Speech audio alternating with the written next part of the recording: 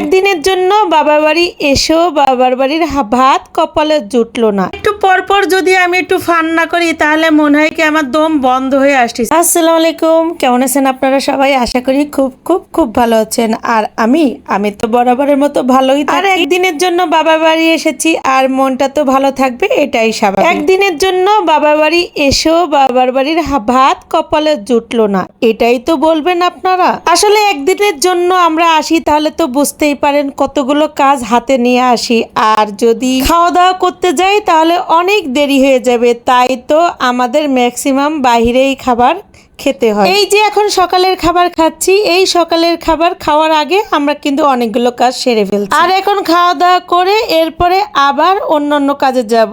আর এখন যদি বাড়িতে থাকতাম তাহলে কাজগুলো তো সারতেই পারতাম। তবে হ্যাঁ, একটা কাজ ঠিকই হতো, আম্মুর সাথে বসে গল্প করা হতো। তবে আমরা তো গল্প করার উদ্দেশ্যে আসিনি, তাই না? আগে যখন আমার আব্বু বেঁচে ছিল তখন কিন্তু ঠিকই আমরা সকালে এসে এই হোটেলে আমরা খাওয়া দাওয়া করতাম। তবে সেটা ছিল শখের, বোনরা একসাথে হলে শখ করে এসে এখানে খাওয়া দাওয়া করতাম। আর এখন এখানে এসে ঠিকই খাওয়া দাওয়া করি, কিন্তু এটা কিন্তু শখ করে না। আর হ্যাঁ, এখানে কিন্তু আমরা খিচুড়ি আর পরোটা দুটোটাই অর্ডার করেছি। এখন খিচুড়ি খাচ্ছি আর খিচুড়ি খাওয়ার পরে পরোটা খাবো। এজন্য একই প্লেটে দেখেন আমরা দুই বোন বসে গেলাম। আর খুলনা শহরে আমি যেখানেই খাই না কেন আমার কাছে অন্যরকম একটা স্বাদ লাগে।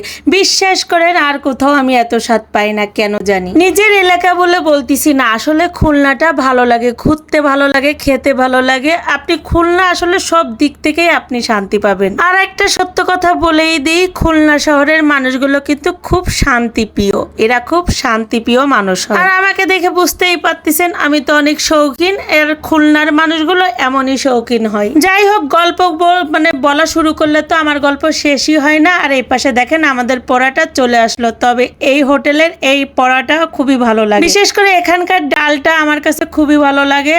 আর এই ডাল দিয়ে পরোটা খাওয়ার জন্য কিন্তু প্রতিবার এখানেই আসি পরোটা খেতে। আর আমাদের মুখ তো দেখতেই আছেন, বক বক করতেই আসি, কারণ আমরা আসলে গল্প করতেছি না। আপনারা বলতে পারেন যে আমরা গল্প করতেছি, তবে না, আমাদের কাজ কিভাবে কি করব তো তাই নিয়ে গবেষণা বা সমালোচনা যেটাই বলেন এই কথা বলতেছি। হ্যাঁ, ফাঁকে একটু আমি যেহেতু আসি, ফাঁকে তো গল্প হবেই বা হাসি আড্ডা হবে, এটাই স্বাভাবিক। কেন জানি সিরিয়াস কথার ভিতর আমি যদি একটু ফান না করি তাহলে কেন জানি আমার হয়ই না। আর একটু পরপর যদি আমি একটু ফান না করি তাহলে মনে হয় কি আমার দম বন্ধ হয়ে আসতেছে। এই জন্য আমার মুখ কিন্তু অনবরত চলতেই থাকে। আর এই যে কিছু পরোটা একটু কড়া করে ভাজতেছি, কারণ এটা নিয়ে নেব আমি রাস্তায় খাবো, এই জন্য।